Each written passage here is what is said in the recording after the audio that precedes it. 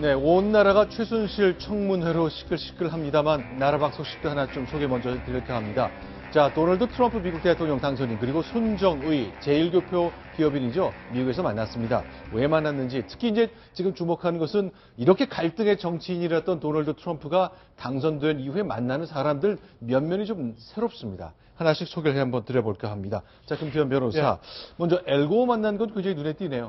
예, 그렇습니다. 엘고 전 부통령이죠. 민주당에서 대선 후보도 지냈고요. 그 엘고 전 부통령을 그 트럼프가 딸인 이방카와 같이 만났다는 겁니다. 사실 두 사람은 당이 틀릴 뿐만 아니라 완전히 스타일도 전혀 상반된 사람이고 공통점이라고는 찾아볼 수 없는 사람들인데 만나서 얘기를 했다는 겁니다. 더군다나 지금 엘고 같은 경우에는 기후변화에 굉장히 민감한 사람이고 이것 때문에 2007년도에 노벨평화상 지구온난화를 방지하기 위한 많은 노력을 했다. 이걸로 노벨평화상도 받지 않았습니까? 네, 이 사람이 이제 클린턴 정부 출신이기 때문에 클린턴 대통령 밑에서 부통령을 했었잖아요. 그런 것 때문에 그야말로 정치적 상대방이었던 힐러리 클린턴 사람인데 먼저 만났군요. 예. 그러니까 단순히 당뿐만 아니라 엘고 부통령 굉장히 반듯한 이미지인데 비해서 트럼프 사실 대통령 당선인은 사실 좀 반듯한 이미지와는 거리가 더 먼 사람 아닙니까? 그런 상반된 스타일의 사람이 또 지구온난화에 대한 입장도 틀립니다. 엘고는 거기에 대해서 굉장히 지구온난화, 기후변화에 부정적인데 트럼프는 이런 얘기를 했다고 합니다. 기후변화는 미국을 방해하려는 중국의 사기극이다. 뭐 저런 이런 상반된 시각을 가진 두 사람이 만나서 대화를 했다고 하는데 뭐 트럼프 당선인이 된 다음에는 선거 때와 좀 다르게 본인의 반대 위치에 있는 사람들을 만나서 좀 통합하려는 그런 행보들을 보여주고 있는데 그런 행보의 일환이 아닐까 현재까지 뭐 그렇게 보입니다. 또 하나 있는 거예요. 이제 공화당 과거 유력 정치인 가운데 가장 매섭게 비판했던 거는 미트 롬니. 4년 전 공화당 대선 후보를 했던 사람이잖아요. 근데 이렇게 욕먹었는데 서로 비판했는데 이렇게 만나는군요. 예, 그렇습니다. 롬니 같은 경우에도 사실은 그 대선 과정에서 굉장히 트럼프에 대한 적극적인 반대 의사를 표시했는데 일단 트럼프가 당선이 됐습니다.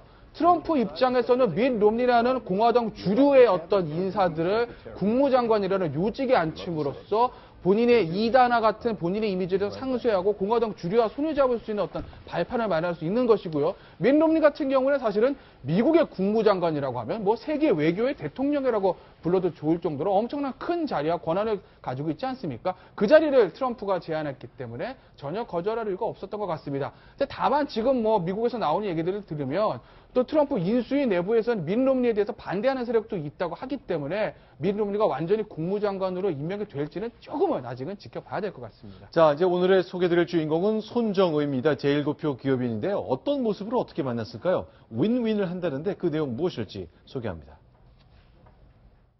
This is Masa of SoftBank from Japan, and he's just agreed to invest $50 billion in the United States and 50,000 jobs. And he's one of the great men of industry. I would like to celebrate his presidential job and commit, because he would do a lot of deregulation. I said, this is great. United States, U.S. will become great again. 자, 손정의를 마사라고 불렀는데 그거는 미국식으로 부를 때 괜찮은 건가 보죠?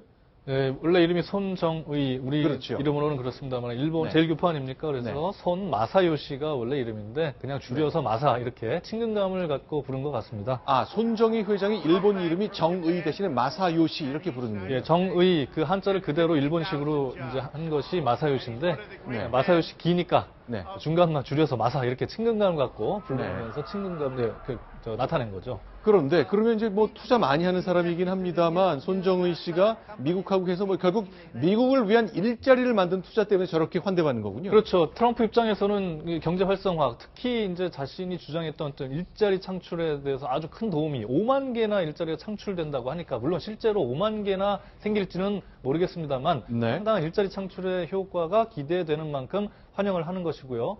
소프트뱅크 손정의 사장 입장에서도 뭐 투자를 괜히 하겠습니까? 이윤이 있으니까 하는 거겠죠. 그렇죠. 3년 전이었습니다. 2013년에 이미 그 미국의 세 번째 규모가 큰 통신회사 스프린트를 인수했거든요. 당시에 220억 달러를 투자를 했습니다. 그리고 나서 곧바로 또 네 번째로 규모가 큰 통신업체 T-모바일이라는 걸 또 인수를 했어요.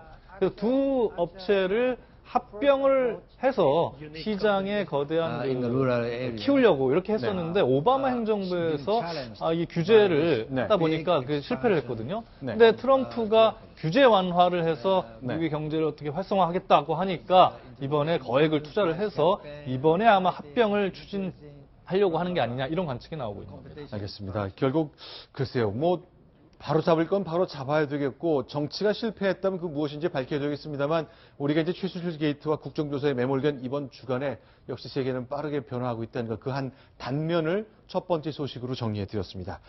자, 이번에 두 번째 소식부터는 어제 오늘 계속되어 온 국정조사 이야기 소개해 드리겠습니다. 먼저 순위 확인하겠습니다.